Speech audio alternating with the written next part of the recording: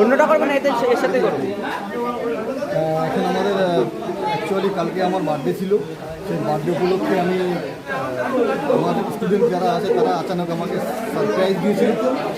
আমি কিছু নিয়ে আসতে পারিনি, সেই জন্য আজকে সকালে সমস্ত যতগুলো আমার এখানে স্টুডেন্ট আছে সবাইকে আমি কিছু টিফিনের ব্যবস্থা করেছি, সেটা দেওয়া হচ্ছে।